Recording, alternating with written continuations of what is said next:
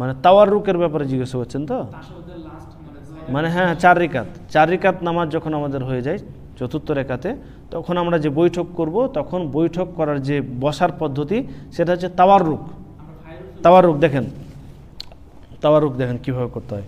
প্রথমত আপনি এমনি সাধারণভাবে যখন দ্বিতীয় রাকাত নামাজ শেষ করেন, তখন আপনি কী করে বসেন? এই যে এরকম করে এই পাটা উঠিয়ে এবং এটা উপর আপনি বসে যান, তাই তো? এটা হচ্ছে দ্বিতীয় রাকাতে যখন আপনি বসলেন। দ্বিতীয় রাকাতে যখন আপনি তাশাহুদ করলেন, তখন এই পাটা, ডান পাটা আপনি এটাকে দাঁড় করিয়ে রাখলেন খাড়া, আর এই পায়ের ওপর আপনি বসে গেলেন।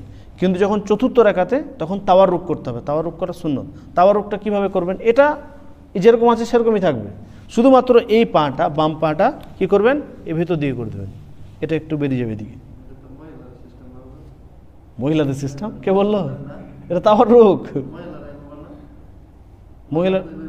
মহিলারা বসে তাহলে তো সঠিক পদ্ধতির উপর আমল করে, সুন্নত তো এটা তাওয়াররুক। মানে দুই রেখাতেও, জি না, 4 রেখাতে, এটা চতুর্থ রেখাতে বসার নিয়ম। জি না, ওদের জন্য কোনো আলাদা নেই, সবার জন্য সেম। মহিলা পুরুষ সকলের জন্যই চতুর্থ রেখাতে তাওয়াররুক করতে হবে। চতুর্থ রেখাতে আমরা যখনই বসবো তখন তাওয়াররুক করব, ডান পাটা যেরকম ছিল সেরকমই থাকবে, বাম পাটা আমরা এদিকে বার করে দেবো। আর দ্বিতীয় রাকাতে এটাই শুধু এখানে থাকবে, বাস। বুঝতে পারলেন? এটা হচ্ছে তাওয়াররুক, আর এটা হচ্ছে এমনি বৈঠক, সাধারণ বৈঠক।